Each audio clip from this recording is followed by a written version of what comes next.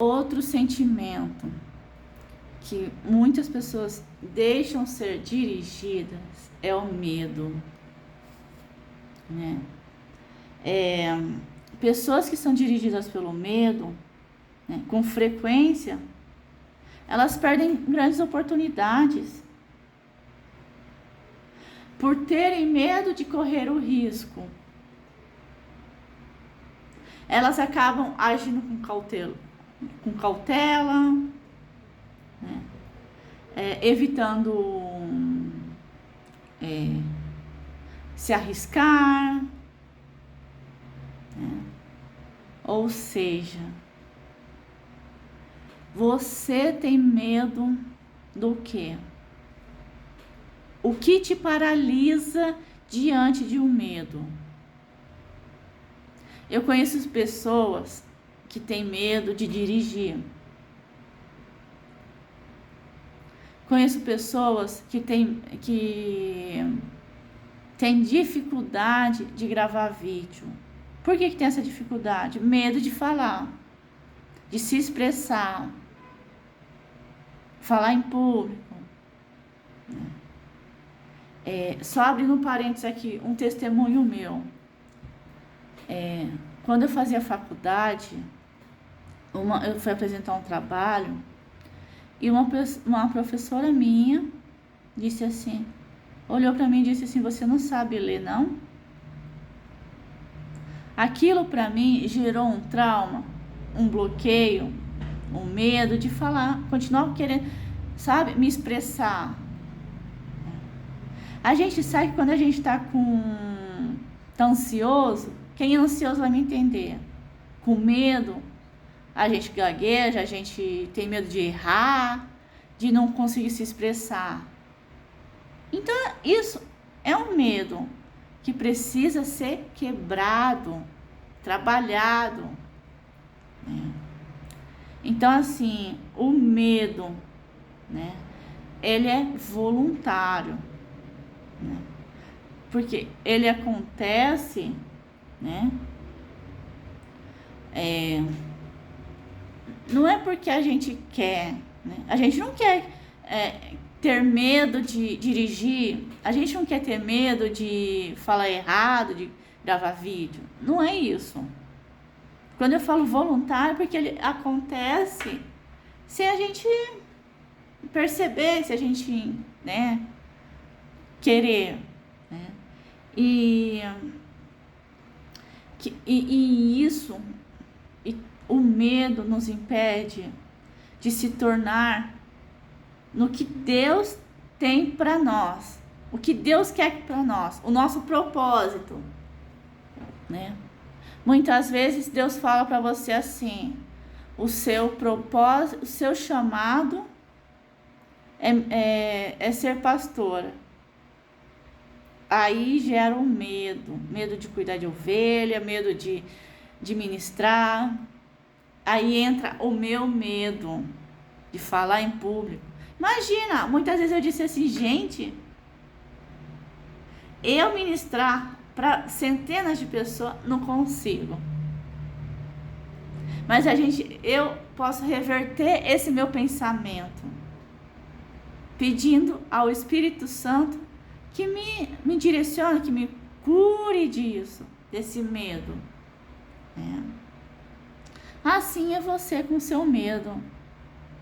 Oração e pede ao Espírito Santo que te ajude a se curar dos seus medos. Mas para você se curar, você precisa se confrontar.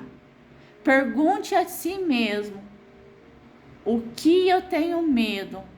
E por que eu tenho medo dessa situação, ou disso? O confronto é a melhor forma da gente se autoconhecer, né?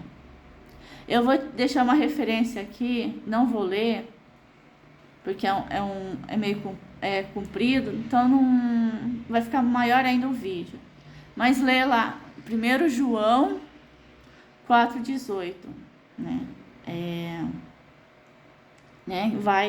Você vai entender o amor, né? Que o amor ele ele amadurece, né? Ele expulsa o medo, né? Ele, né? Ele, né? Ele aperfeiçoa o amor. Amor, assim, no sentido de, não é que você não vai ter medo, mas quando você se cuida, você se conhece, você trata isso de uma forma que não permite que o medo te domine mais, né? Então, leia lá 1 João 4,18, que fala sobre o amor que vence o medo. Outro ponto, o que faz a pessoa ser dirigida é materialismo. É o que eu estava falando lá no começo: dinheiro, bens, a felicidade de comprar, a sua felicidade em cima de objetos, né? Coisas que você adquire, né? Coisas do mundo, gente. Eu vejo assim, quando eu falo em materialismo, o que me remete é coisas que o dinheiro compra, tá? É isso, basicamente isso, resumindo, né? Só que o que o dinheiro compra, ele é momentâneo, a sua felicidade. Por exemplo, você compra um celular, 1 mês, 2 meses, você vai estar feliz, né? É momentâneo, depois isso passa. Então, assim, a situação, né, de constante tranquilidade acaba gerando tédio. Ou seja, por exemplo, você comprou o celular, 2 meses depois acabou a graça, a tua felicidade no que você adquiriu, né? Então, assim, autoestima e riquezas materiais não tem absolutamente nada a ver, né? Não são sinônimos, né? O nosso valor não é determinado pelo bem que você tem, pela roupa que você usa, pelo sapato que você usa, pelo celular que você tem, pela casa que você tem, o apartamento.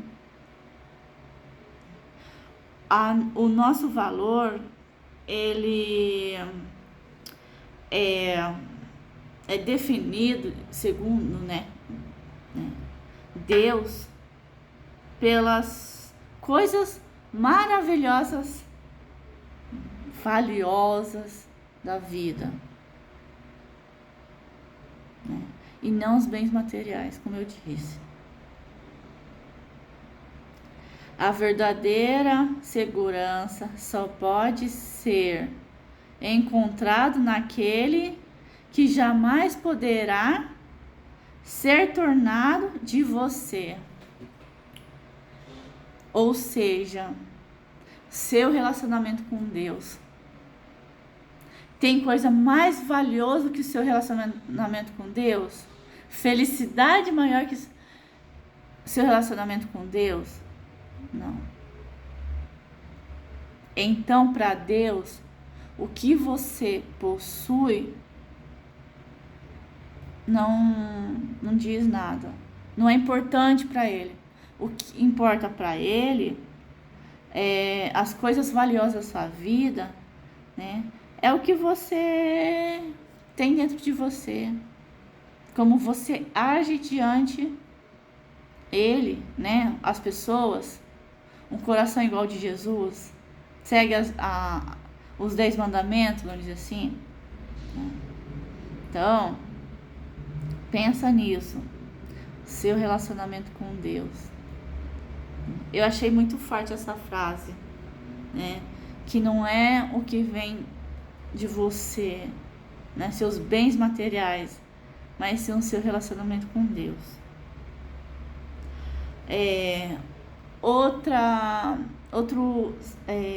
comportamento que muitas pessoas têm, né, que são dirigidas, é a necessidade de aprovação. É como eu estava falando lá no começo, a aprovação do pai, da mãe, do chefe, de outras pessoas, né? É você fazer algo esperando que alguém vai te elogiar, né? Isso para mim é uma aprovação. Ou dizer, muito bem, fulano, você fez perfeitamente esse trabalho. Ou você coloca uma roupa esperando que teu pai, tua mãe, teu marido, teu namorado diga, nossa, como você tá linda.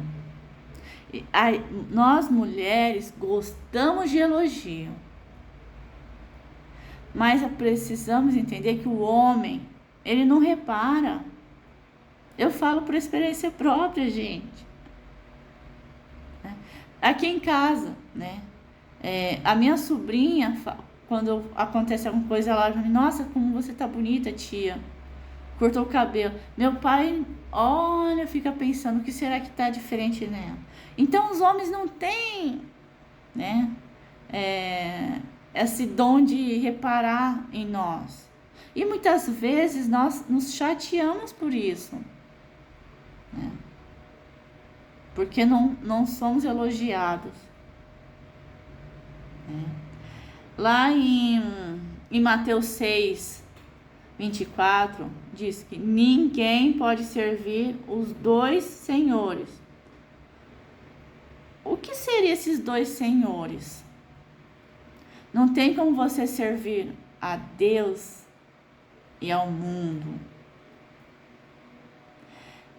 Eu vejo assim, esperar as coisas somente de Deus, o reconhecimento de Deus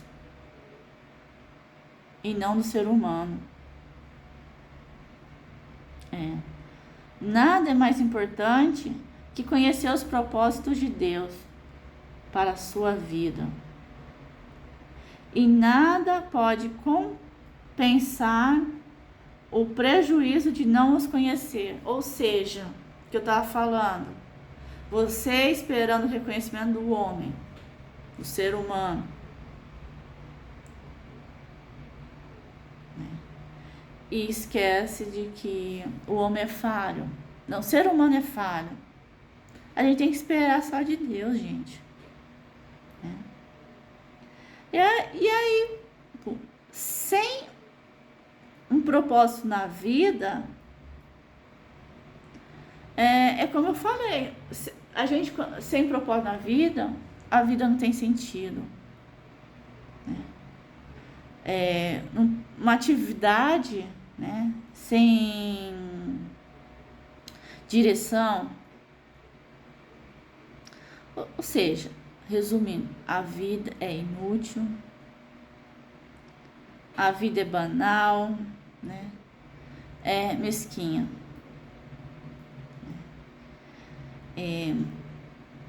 Então, assim, essa é a primeira parte. E pensam nisso.